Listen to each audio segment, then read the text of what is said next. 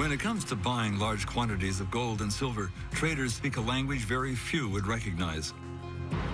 Contracts, contangos, and coiling. Algorithms and spoofs. Just a few words to describe actions that can produce staggering profits.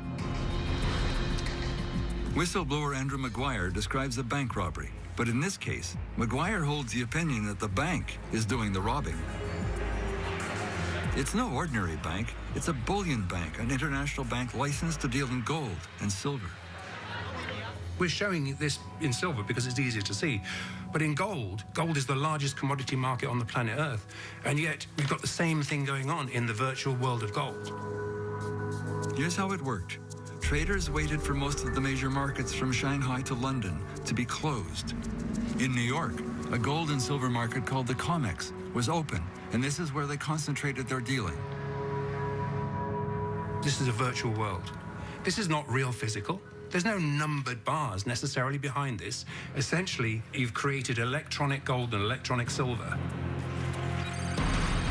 Trading anonymously, the players use what are called algorithmic trading systems to move in and out of futures contracts in the blink of an eye, 400 contracts a second. Each contract represents 5,000 ounces of silver. Suddenly, someone gets the idea to sell nearly 45,000 contracts. Such a massive wave of selling immediately drives the price of silver down. Investors, big and small, try to cut their losses and sell as the price drops.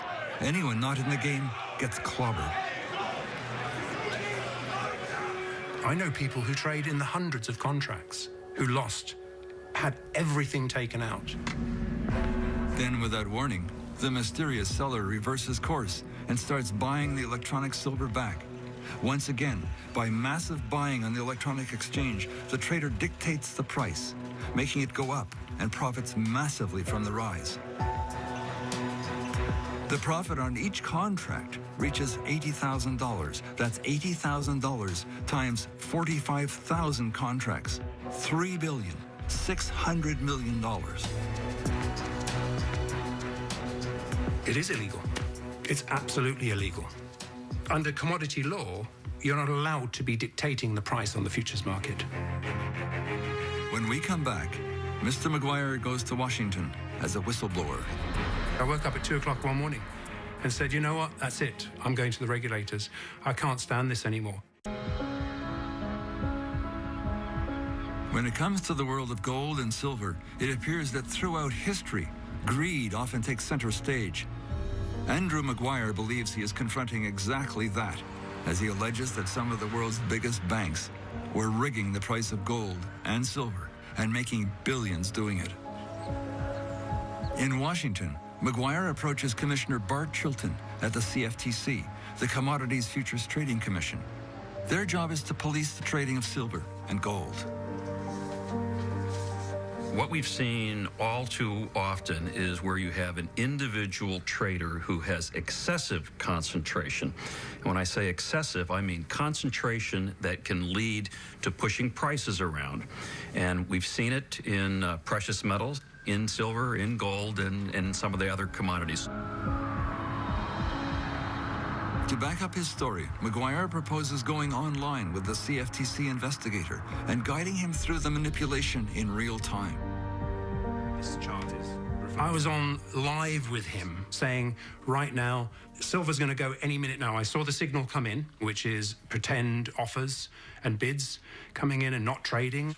So suddenly, silver takes a drop. And I warned him just before, silver is going to go down below $15.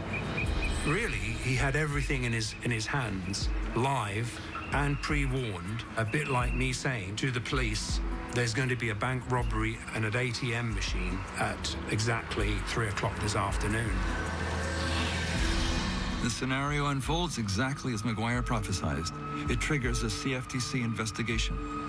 The Andrew Maguire circumstance gets into an investigation currently ongoing, but we're doing the best we can, given the resources we have, and I think we've made some progress. But it's an uphill battle as a poorly funded and understaffed CFTC faces off against the massive lobbying effort by the banks. The investigation is ongoing.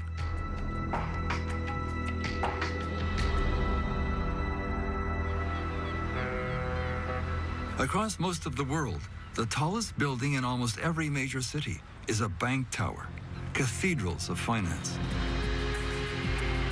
The Royal Bank building in Toronto takes the cake. Towering 41 stories over the downtown, it gleams golden in the morning sunshine. The answer to where's the gold? Astonishingly, it's baked into the windows. The glass of the 14,000 panes is cooked with 2,500 ounces of gold leaf. Now that gold is valued at over $3.5 million. The effect is spectacular.